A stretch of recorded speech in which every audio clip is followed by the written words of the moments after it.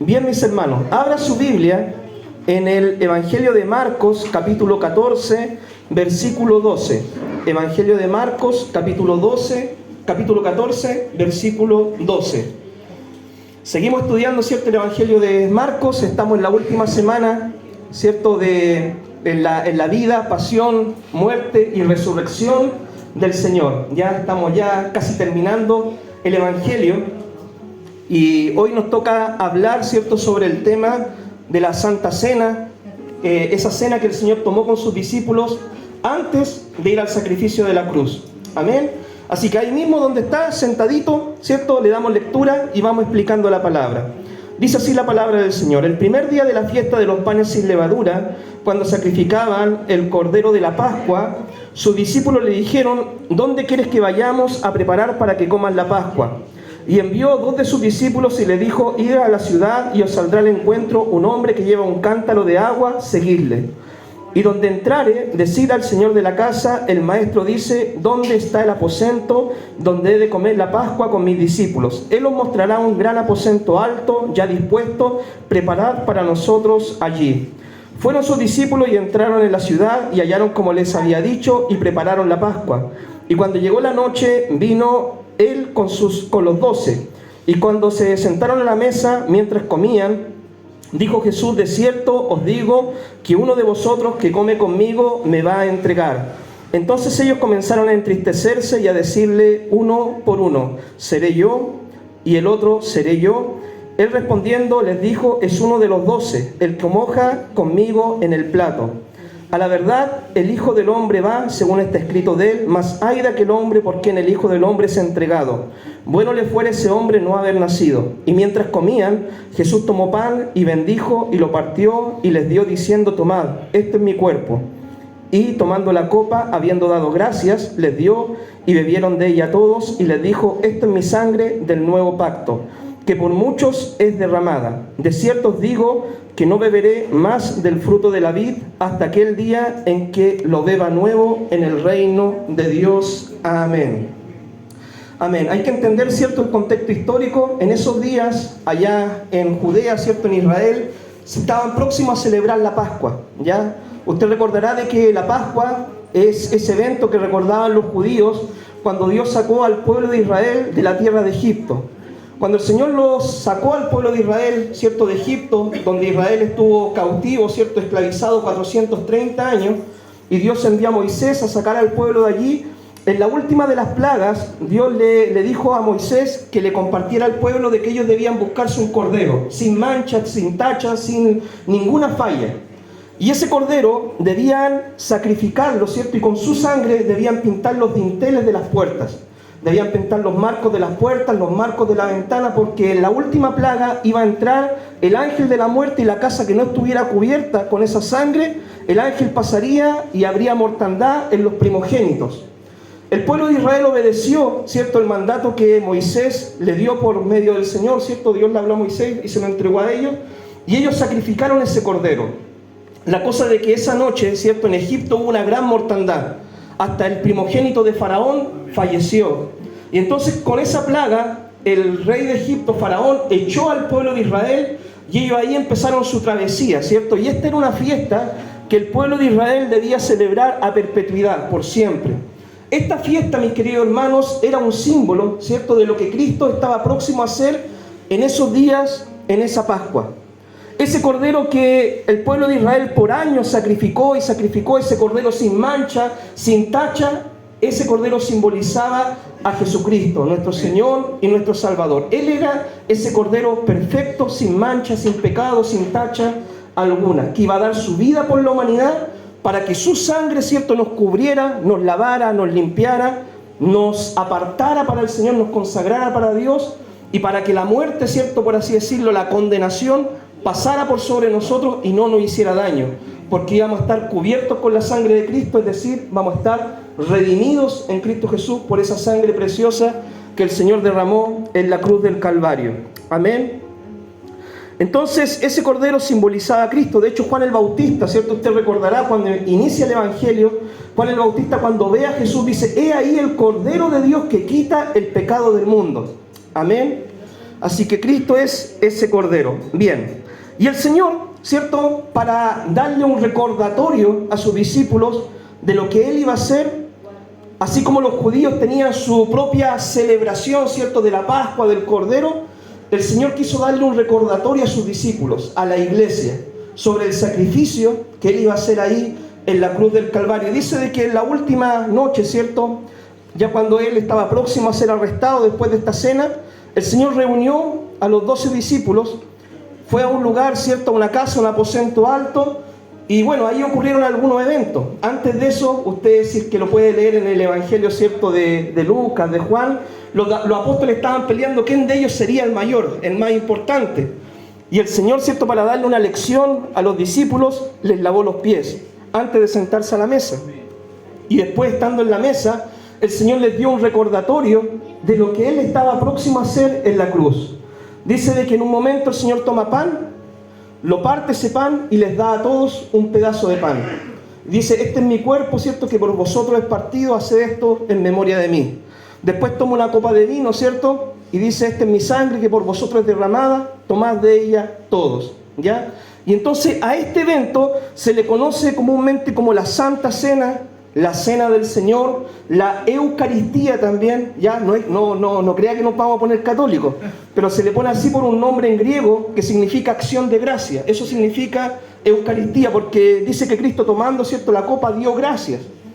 Pero este evento, el partimiento del pan y del vino, ¿cierto?, era un recordatorio de lo que el Señor estaba próximo a hacer. ¿Qué es lo que es para nosotros, mis queridos hermanos, la Santa Cena? O el partimiento del pan y el vino, ¿cierto? ¿Qué es lo que es para nosotros la Eucaristía? O como le llamemos, ¿cierto?, la Cena del Señor. Para nosotros es una ordenanza.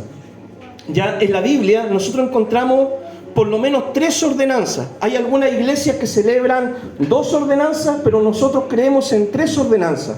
¿Cuáles son las ordenanzas que nosotros como iglesia de Dios celebramos? El lavatorio de los pies, ¿ya?, la Cena del Señor y el bautismo. Esas son las 3 ordenanzas que nosotros tenemos.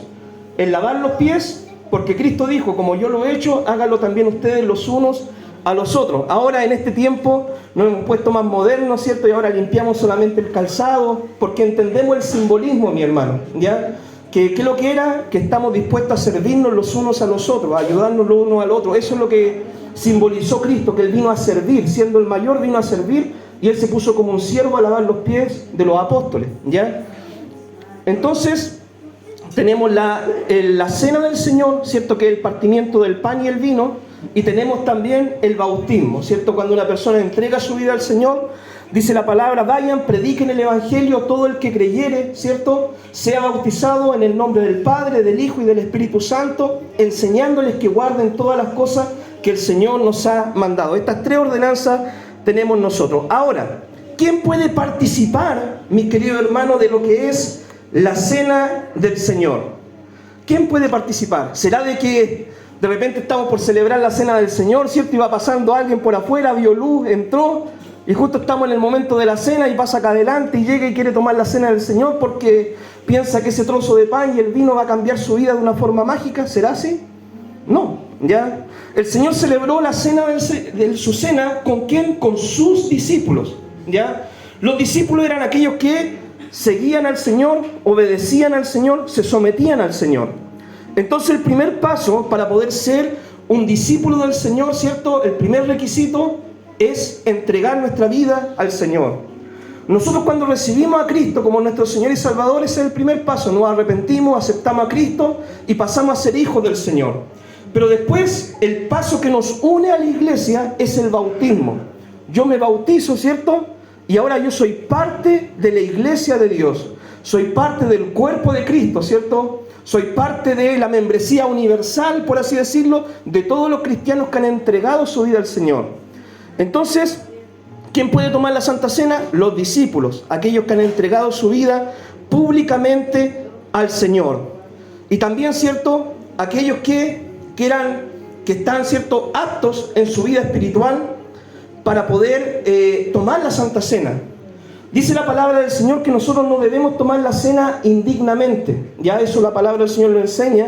En 1 Corintios el apóstol Pablo habla y dice, en la iglesia de Corintios hay muchos que están débiles, enfermos, otros ya duermen, ¿cierto? Es decir, ya partieron porque toman las cosas del Señor indignamente. Ya entre ellos habían peleas, pleitos, chismes, contiendas, pecados, ¿cierto? De los más aberrantes. Y después llegaban a la iglesia, tomaban la Santa Cena y tomaban las cosas del Señor a la ligera y Dios los disciplinaba. Y algunos de ellos, ¿cierto?, enfermaban, aún algunos partían, ¿cierto?, antes del día de que debían partir por tomar las cosas de Dios a la ligera. Amén.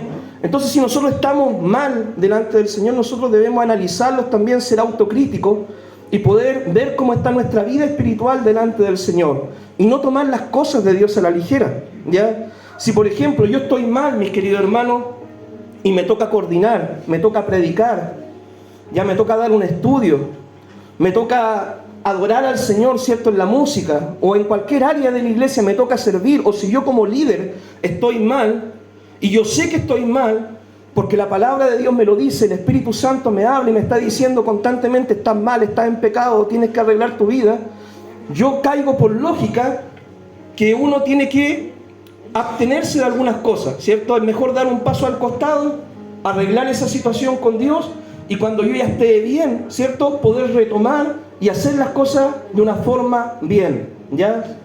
No podemos servir a Dios, ¿cierto?, de una forma, por así decirlo, con doble estándar, ¿ya? Con un pie en el mundo y un pie en la iglesia.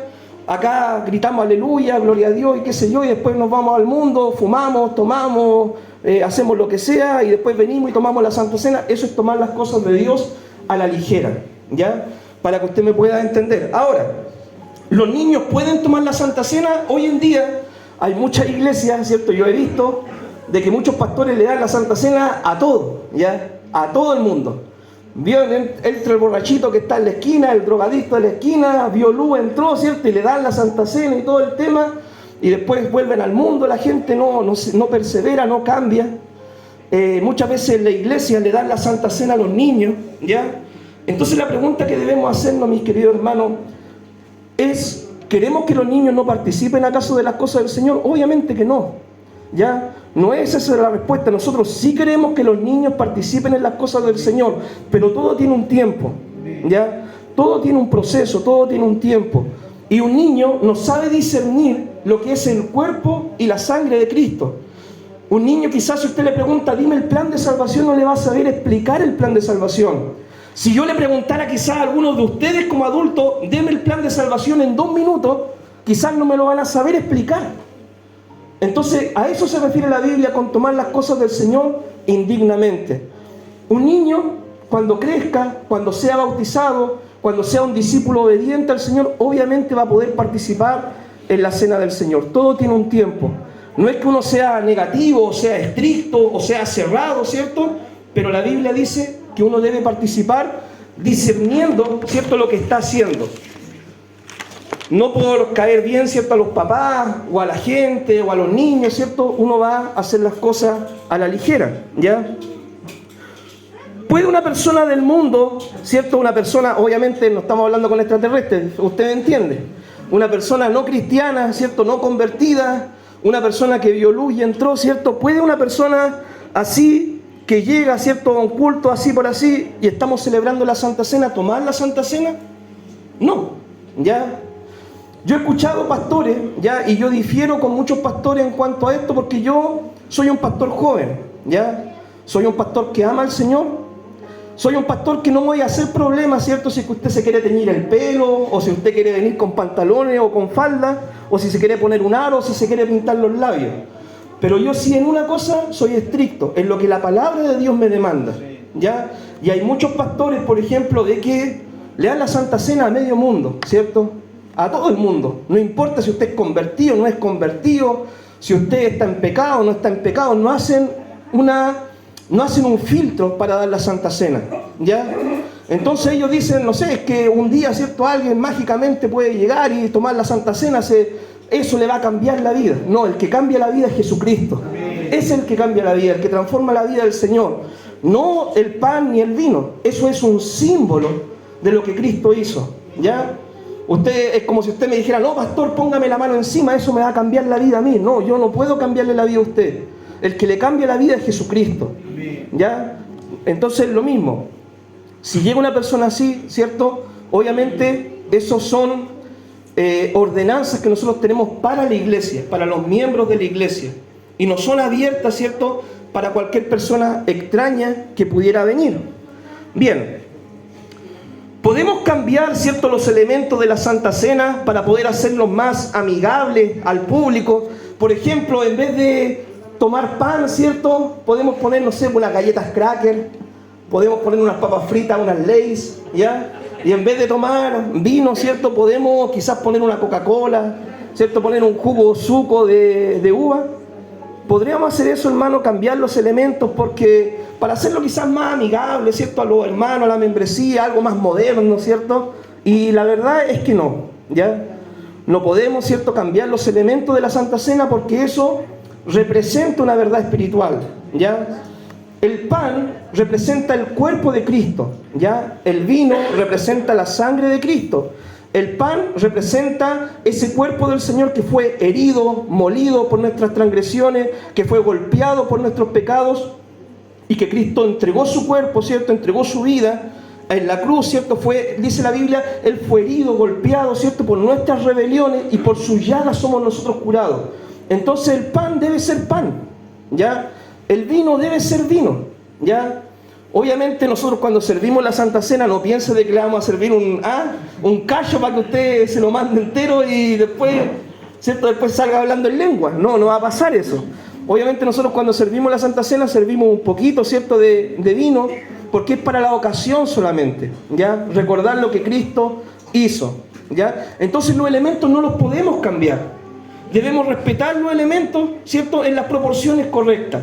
Ese pan también representa ¿qué cosa? El cuerpo de Cristo. ¿Quién es el cuerpo de Cristo? Todos aquellos que hemos entregado nuestra vida, nuestro corazón al Señor, pasamos a ser miembros del cuerpo de Cristo, la iglesia, ¿ya? El vino representa la sangre de Cristo, la sangre que nos lava, nos limpia de todo pecado, de toda maldad.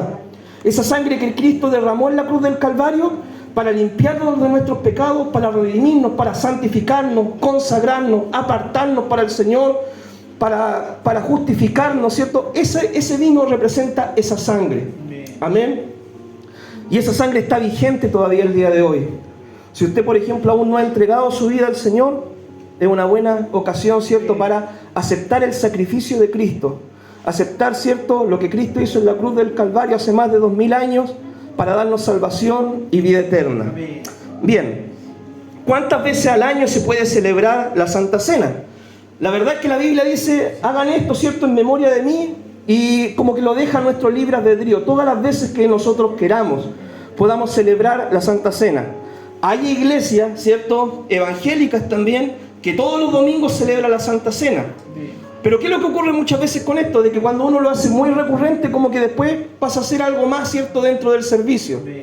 Yo me acuerdo en iglesias que he participado de que, por ejemplo, empieza el culto ya con el Salmo 91. Después se lee el Padre Nuestro. Y al final después uno tanto recitarlo, tanto hacerlo, uno lo hace de memoria y no le toma el sentido a lo que realmente está haciendo. Nosotros, por ejemplo, como congregación local, lo celebramos una vez al año, 2 veces al año, celebramos, ¿cierto?, lo que es la Santa Cena. Y también le avisamos, ¿cierto?, a los hermanos con tiempo antes para que se preparen espiritualmente para poder participar de la Santa Cena. A todo esto, para que usted lo tenga claro, siempre en Semana Santa tomamos la Santa Cena. Pero Semana Santa, hermano, es feriado largo. Entonces hay muchos cristianos que salen, ¿cierto? Salen ahí con su familia. No digo que sea malo salir con la familia, pero muchos cristianos para Semana Santa, como son 3 días de feriado, 3, 4 días, salen, ¿cierto? Se van el viernes, vuelven la otra semana. Bueno, nosotros en ese feriado tomamos la Santa Cena. Si usted no estuvo, tendrá que esperar hasta el próximo año, hasta el culto de acción de gracias de fin de año, ¿ya? Que es también la otra fecha que lo más probable es que tomemos la Santa Cena. Pero nosotros, esa es la costumbre, ¿cierto?, que yo tengo, por ejemplo, como pastor, para celebrar la Santa Cena. Hay iglesias que lo hacen mensual. También nosotros estuvimos un tiempo tratando de hacer mensual la Santa Cena. Yo me acuerdo cuando estuvimos en Argentina, nosotros la tomábamos mensual la Santa Cena. Y era una bendición, ¿ya? Tomarla todos los meses la Santa Cena. ¿Cuál es el problema de esto? El problema es que muchas veces hay hermanos que no están en condición espiritualmente. Ya hay hermanos que no han ordenado su vida, no han arreglado su vida conforme a la palabra del Señor. Entonces en el momento de la Santa Cena se sienten mal, se sienten tristes, se sienten apenados, que quiero participar pero el pastor no me deja, ¿cierto? Y todo eso, entonces nosotros preferiblemente mejor las tomamos 2 veces en el año, ¿cierto? Para que ellos tengan el tiempo durante el año de ordenar su vida para ese evento y puedan participar con plena libertad. Otra pregunta, ¿soy salvo, mis queridos hermanos, por tomar la Santa Cena? No, ¿cierto? No por comer un pedazo de pan, que es el símbolo de Cristo, ni por tomar un poco de vino, que simboliza la sangre de Cristo, significa que soy salvo. Las ordenanzas, mi hermano, no nos hacen salvo a nosotros. El lavar los pies, el tomar la Santa Cena, el bautismo, no nos hace salvo a nosotros, ¿ya? Martín Lutero una vez dijo: yo pensé que el viejo hombre iba a quedar sepultado en las aguas del bautismo, pero no sabía que el infeliz sabía nadar. Amén. Eso dijo Martín Lutero sobre el bautismo. Él pensaba de que se iba a bautizar, ¿cierto? Y que ahí iba a morir el viejo hombre, iban a ser una nueva criatura, nunca más iba a pecar, pero él se dio cuenta de que la lucha del cristiano es diaria contra el pecado, ¿ya? Y también, pues si nosotros tomamos la Santa Cena, no significa que sea una vara mágica, que usted lo toca y desde ese día usted va a cambiar. El error que muchas iglesias también cometen, mis queridos hermanos, es que, por ejemplo, llega la hermana, ¿cierto? Llega la hermana y dice: pastor, bautice a mi esposo. Mi esposo es golpeador, es borracho, es drogadicto, es lo que sea, pero yo sé que si usted lo bautiza, el hombre va a cambiar. Mi hermana, eso no va a pasar, ¿ya? Porque el arrepentimiento es diferente a una ordenanza. Nosotros tomamos las ordenanzas cuando ya nos hemos arrepentido de corazón, pero el simple hecho de lavar los pies, como le dije, de tomar la Santa Cena, de bautizar, no va a cambiar la vida de una persona. Esos son símbolos de verdades espirituales que se supone que Cristo ya ha hecho en nuestra vida. Por ejemplo, el bautismo. ¿Qué simboliza el bautismo? El bautismo simboliza que yo he muerto a mi vieja vida, ¿cierto? Quedo sepultado en las aguas del bautismo y cuando me levantan del agua, yo nazco a una nueva vida. El bautismo simboliza el nuevo nacimiento del creyente. Si yo no me he arrepentido, si yo realmente no quiero cambiar mi vida, si yo realmente voy a bautizarme porque otros lo hicieron, porque creo que es bonito, porque creo, no sé, porque la persona que me gusta se bautizó, por ejemplo, ¿ya?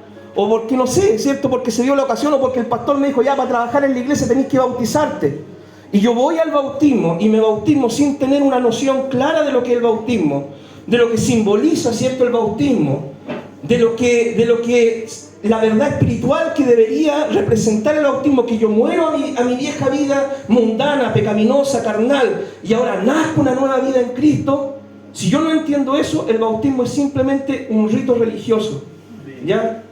Y usted va a seguir siendo la misma persona, va a seguir siendo el mismo hombre, la misma mujer, solamente que bautizado, ¿cierto? Y después quizás hasta dude de que si su bautismo fue válido o no fue válido, ya, porque también ha pasado estos casos dentro de la iglesia. Por eso las ordenanzas representan una verdad espiritual, pero la ordenanza en sí misma, ¿cierto?, no le va a cambiar la vida a nadie. El que cambia la vida, mi hermanos, que quede claro, es Jesucristo. Él cambia la vida del hombre. Cuando yo tengo un encuentro real, genuino con el Señor, verdadero con Dios, cuando conozco a Dios, cuando mis ojos espirituales son abiertos, cuando yo me doy cuenta que soy un pecador, que estaba perdido, que me estaba condenando, que me estaba yendo al infierno, y me arrepiento de todo corazón y recibo a Cristo como mi Señor y Salvador, ¿cierto? En ese día yo nazco de nuevo, y eso es lo que me salva, eso es lo que me transforma, eso es lo que me cambia, eso es lo que me regala la vida eterna, el aceptar a Cristo de todo corazón en la vida, en el corazón. Amén. Bien, sigamos adelante. ¿Puede un cristiano en disciplina, cierto, pero que se ha arrepentido? Entienda bien, porque hay cristianos que muchas veces lo ponen en disciplina. Ahora, a todo esto, hay iglesias que no ponen en disciplina, ¿ya? Hay iglesias donde usted puede hacer lo que usted quiera, ¿cierto? Nadie le va a decir nada, porque el pastor lo único que le interesa es que esté el culto lleno de almitas, ¿cierto? Y usted puede vivir en pecado, hacer lo que quiera, y el pastor nunca le va a llamar la atención, ¿ya? Pero en esta iglesia nosotros igual colocamos en disciplina, ya corregimos, ¿cierto?, cuando hay pecado, exhortamos, corregimos, amonestamos, y también colocamos en receso, en disciplina a los miembros. Pero si un miembro está en disciplina y se arrepiente, ¿ya? Y se arrepiente, ¿cierto?, de sus pecados. Pero está en disciplina. Se supone que debe pasar un tiempo, un proceso, ¿cierto?, donde él debe, por ejemplo, abstenerse de ejercer liderazgo, algún cargo dentro de la iglesia, ¿cierto? Entonces, si un miembro está en disciplina, pero está arrepentido, ¿puede tomar la Santa Cena? Sí, sí la puede tomar la Santa Cena, ¿ya? ¿Por qué? Porque el prohibirle la Santa Cena a un miembro en disciplina, pero que está arrepentido, significaría de que nosotros le estamos haciendo la excomunión. Excomunión, ¿cierto? No le estamos dando la comunión, no le estamos haciendo parte de nuestra iglesia, y la comunión también es otro nombre para lo que es, ¿cierto?, participar del pan y del vino, ¿cierto?, de la Santa Cena. Entonces, mis queridos hermanos, un miembro en disciplina que está arrepentido sí puede tomar la Santa Cena. Ahora, si el miembro está en disciplina, ¿cierto?, y no se arrepintió y se fue de la iglesia, ¿puede participar en la Santa Cena? No puede participar, ¿ya? Bien. ¿Puede un cristiano no bautizado tomar la Santa Cena? No, no puede, ¿ya? Porque dijimos, ¿cierto?, de que el primer paso para participar en las cosas del Señor, de hecho, mis queridos hermanos, el primer paso para ministrar en la iglesia, para coordinar, predicar, todas esas cosas, ¿cierto?, ejercer un liderazgo, se supone que debería ser una persona que ha entregado su vida al Señor y ser bautizada y ser miembro de la iglesia, ¿ya? Por eso, si de repente hay algunos jóvenes que aún no se han bautizado, ¿cierto?, es un paso de fe que tienen que dar, pero tienen que darlo con entendimiento, dándose cuenta del compromiso que hacen con el Señor, ¿cierto?, y ser responsable de la membresía local, ¿ya? Pero un cristiano no bautizado no debería participar de la Santa Cena, ¿ya? ¿Puede Dios disciplinarme si yo tomo la cena indignamente? Sí, ¿ya? Quizá usted tiene un pecado regalón así medio escondido, ¿ya? Y el pastor no sabe, ni nadie sabe. Nadie sabe, quizás un pecado que usted nomás sabe. Y usted no se ha arrepentido quizás, o no quiere arrepentirse, o como es un pecado regalón no lo quiere dejar todavía. Pero usted viene a la iglesia, ¿cierto? Hay Santa Cena, usted participa, qué sé yo, como si nada. ¿Puede Dios mirar esa actitud y disciplinar mi vida, corregirme? Sí, sí puede hacerlo, ¿ya? Eso es lo que le pasaba a la iglesia de Corintios. Dice de que cuando se reunía la iglesia, ¿cierto?, había entre ellos rivalidades, había pecado, había divisiones, había inmoralidad entre ellos, ¿cierto? Y no se habían arrepentido de su pecado, sino que tomaban las cosas de Dios a la ligera, y Dios, por causa de eso, los disciplinó, los corrigió a muchos de ellos. Amén.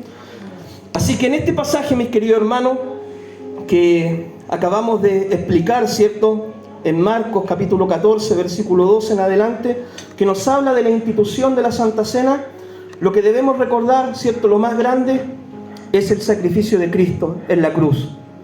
La Santa Cena es un símbolo, es un recordatorio, ¿ya? La Santa Cena es un símbolo, un recordatorio de lo que Cristo hizo hace más de 2000 años por usted y por mí. Él dio su vida en la cruz para que usted pudiera tener perdón de pecados, para que usted pudiera ser parte de la familia de Dios, para que usted pudiera tener una vida eterna, una salvación por esa sangre que Él derramó, ¿cierto?, en aquella cruz, ¿ya? Así que eso les quería enseñar, mi amado hermano, el día de hoy. Amén. Así que oramos al Señor. Padre, te damos gracias, Señor, por este tiempo, Dios mío, de enseñanza, Señor, porque por medio de esta palabra podemos recordar lo que tú hiciste hace más de 2000 años. También podemos recordar, Señor, esta ordenanza que tú le dejaste a la iglesia, ordenanza que debemos guardar también, Señor, y ordenanza para la cual también nosotros debemos prepararnos, Señor, nuestra vida espiritual para no tomar las cosas tuyas a la ligera, Señor. Padre Santo, bendito Dios, entendemos de que el que cambia la vida del hombre, de la mujer, eres tú, Señor. Amado Dios, y estas ordenanzas son un símbolo, una representación, Señor, de lo que tú hiciste, Dios mío, de lo que tú quieres hacer en nuestra vida. Señor, bendice este tiempo, Dios mío, de enseñanza. En el nombre poderoso de Jesús pedimos todas las cosas. Amén y amén. Amén, mi hermano, que Dios les bendiga. Me gustaría